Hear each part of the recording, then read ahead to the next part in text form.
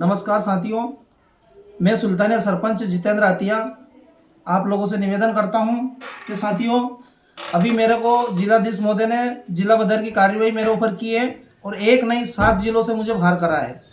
साथियों, ये जो केस मेरे ऊपर जितने लगे सारे फर्जी है और एक भी केस में मैं अभी मेरे पे दोष नहीं लगा, सिर्फ रोप प्रत्यारोपण लगे हैं। केस जरूर है पर एक में भी मैं दोषी साबित नहीं हुआ हूँ अभी। साथियों, जो केस को देख करके जिलाधीश महोदय ने मुझे जिला बदर किया है, तो सबसे पहला केस मेरे पे 27/8/2015 को कन्हैयालाल पिता मांगीलाल मालवी के जरिए लगाया जाता है। ये हमारा पर्सनल मामला था और हमारी निजी भूमि में उस आदमी ने ये दरवाज़ा निकाला था, उसको लेकर के था। लेकिन केस पूरी तरीके से फर्जी था। दरवाजा आज भी लगा है, आप आकर के देख सकते हो कि हमारी निजी भूमि में लगाया कि नहीं लगाया। दूसरा केस 15/2/2023 में एमपीबी के जेआई के जरिए योगेश चौरसिया के जरिए मेरे पे लगता है।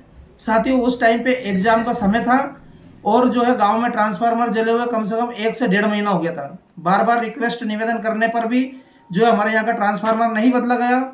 उन्होंने कहा आप 10% राशि करो, 10% जमा कर दी, 20% करो, 20% जमा कर दी, 30% का बोला 30% जमा कर दी, लेकिन उसके बावजूद में भी ट्रांसफार्मर नहीं बदला गया था।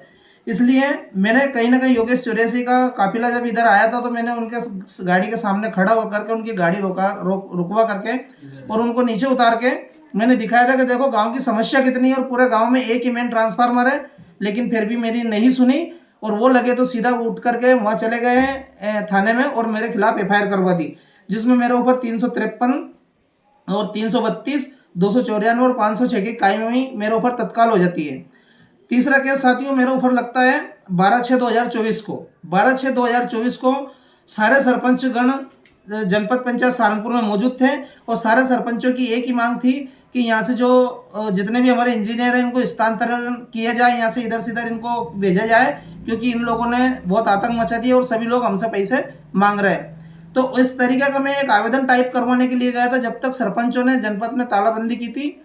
तो साथियों, मैं तालाबंदी में तो था ही नहीं, मैं तो सिर्फ नाराबाजी में था। उसका वीडियो भी मैं आपको दिखा दूंगा, फुटेज भी है मेरे पास, वो दिखा दूंगा। मैं सिर्फ नाराबाजी में था, तालाबंदी में मैं नहीं था। लेकिन उसके बावजूद में भी सारे सरपंचों पे कार्रवाई न होते हुए सिर्फ अकेले मेरे पे और एक भंवरलाल सेन और एक जो गायन का जो है सरपंच प्रतिनिधि एक उनके ऊपर, एक हरियाणा सरपंच प्रतिनिधि उनके ऊपर, हम 4 लोगों के ऊपर एफआईआर होती है। 4 लोगों पर साथियों एफआईआर होती है। लेकिन उसके बावजूद में क्या होता है कि जो है 15/8/2024 को 15 अगस्त के दिन पुलिस अचानक मेरे घर पे आती है और इसमें भी मेरे ऊपर 353 लगी हुई थी और 34 लगी हुई थी। तो 15/8/2024 को पुलिस अचानक मेरे घर आती है, आकर के रात्रि 8 बजे मेरे को घर से उठा ले जाती है और ले जा करके सीधा मेरे से बिना पूछे ताछे और मेरे को लॉकअप में बंद कर देती है। मैंने पूछा क्या कारण है, किस वजह से लाया गया, तो पुलिस मेरे को कुछ नहीं बताती है। फिर मुझे पता चलता है कि जो जनपद में तालाबंदी हुई थी उस केस में मेरे ऊपर एफआईआर हुई है और उसमें जो है मेरे को पुलिस ने लॉकअप में डाला है। साथियों, तालाबंदी में तो 4 सरपंचों पे एफआईआर हुई थी, लेकिन चारों को लॉकअप में नहीं डालते हुए सिर्फ ओनली मेरे को अकेले को डाला गया। उसके बावजूद में मेरे ऊपर फिर चौथी एफआईआर होती है 13/6/2024 को। नारायण पिता मदन लाल जाति वर्मा मेरे ऊपर जो है ये केस करवाता है। इसमें मेरे ऊपर जो धारा लगती है 294, 323 और 506। कहीं ना कहीं ये आदमी ने मेरे ऊपर मारपीट का केस लगाया।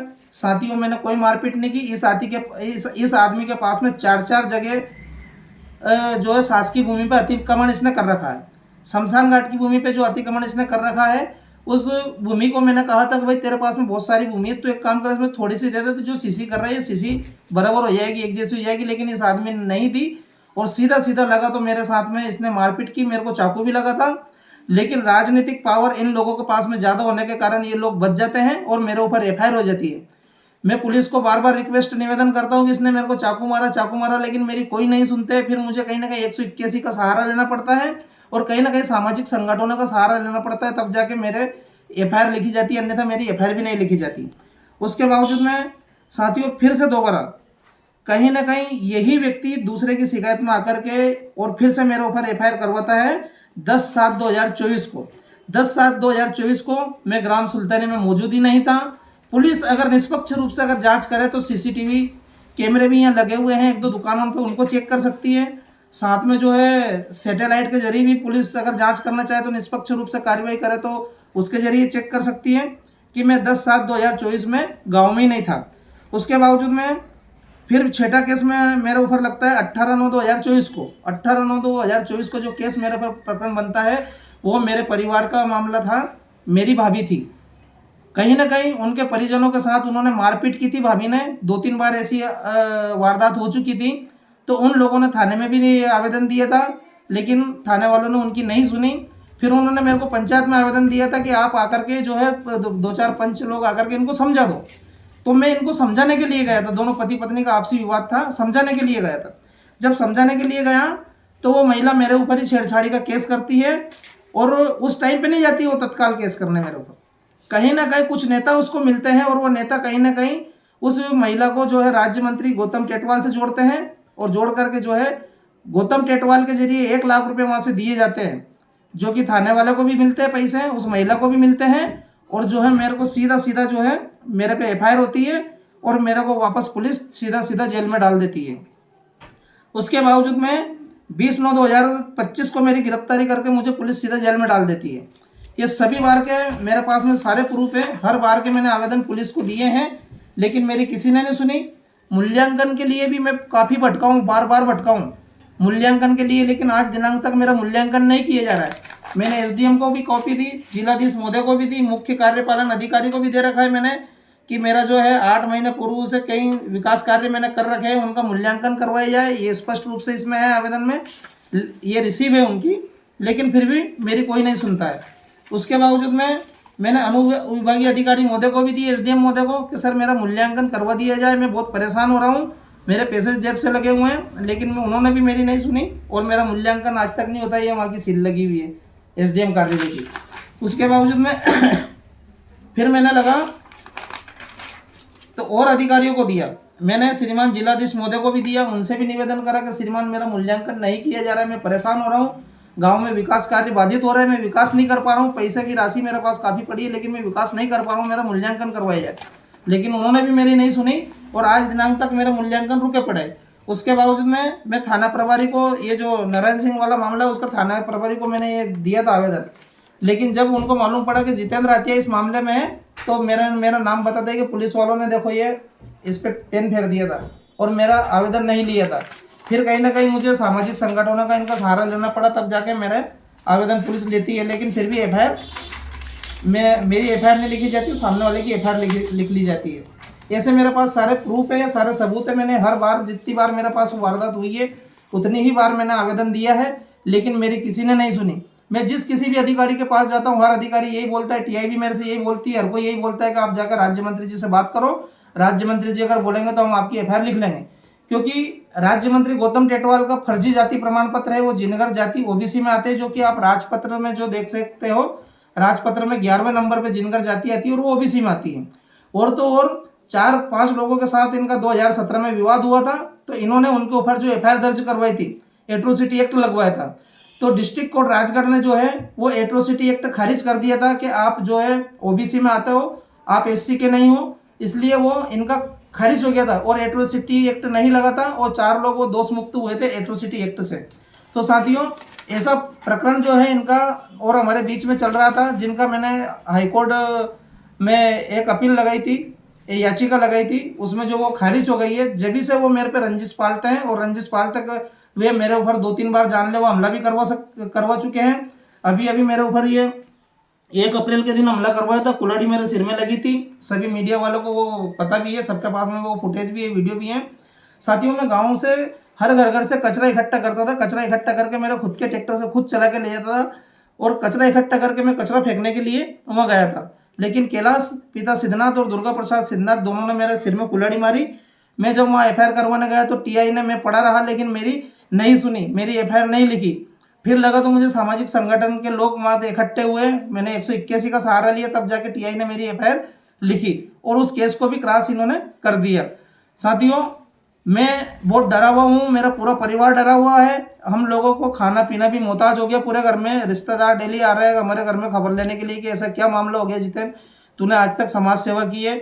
और साथियों, हकीकत बात है, मैंने हमेशा बेटी बचाओ बेटी पढ़ाओ, महिला सशक्तिकरण, महिला बाल विकास, जल संरक्षण, नशा मुक्ति इसमें काफ़ी नाम कमाया है। स्वच्छ भारत अभियान में भी मैंने काफ़ी नाम कमाया है। आज तक मेरा कोई क्रिमिनल रिकॉर्ड नहीं था साथियों, लेकिन जब से राज्य मंत्री गौतम टेटवाल विधायक बने और राज्य मंत्री बने हैं, तब से मेरे को ऊपर झूठे प्रकरण पे प्रकरण दर्ज होते जा रहे हैं। जो भी व्यक्ति इस वीडियो को देख रहा है, आप चाहे तो मेरे खिलाफ तत्काल अभी भले आप थाने में जाइए पचोर में, मेरा नाम ले दीजिए कि जितेंद्र आद्या ने मेरे को पीटा है।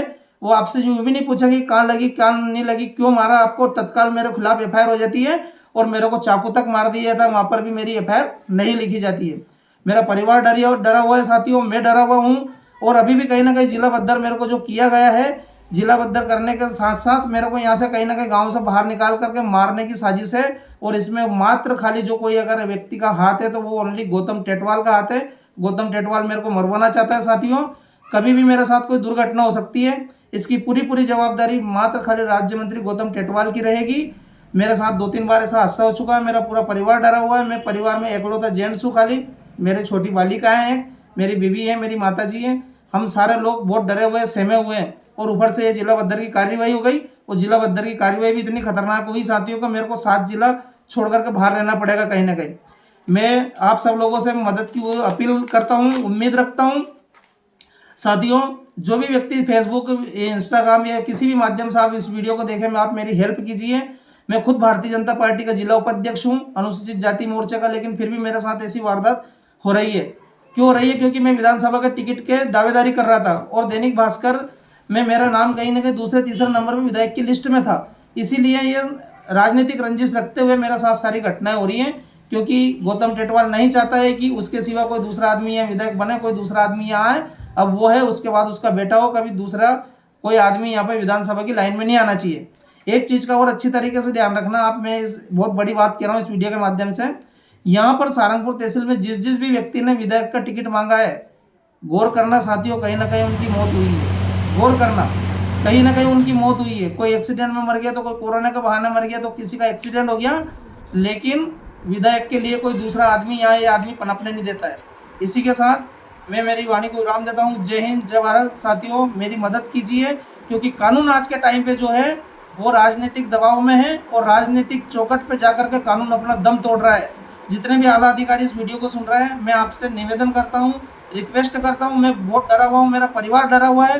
मेरे पे जितने केस किए गए, इन केस की आपसे निवेदन है कि निष्पक्ष रूप से जांच करवाई जाए। और तौर पर गवाह नहीं मिल रहा है तो पुलिस यूँ बोल रही है कि उससे लोग इतने डरे हुए हैं कि लोग उसकी गवाही देने के लिए तैयार नहीं। मैंने साथियों आज तक एक मच्छर नहीं मारा मेरे जीवन में, कभी चींटी नहीं मारी, और बताइए मेरे ऊपर इतना बड़ा जो रोप प्रत्यारोप लगाया जा रहा है। इसी के साथ जय हिंद, जय भारत।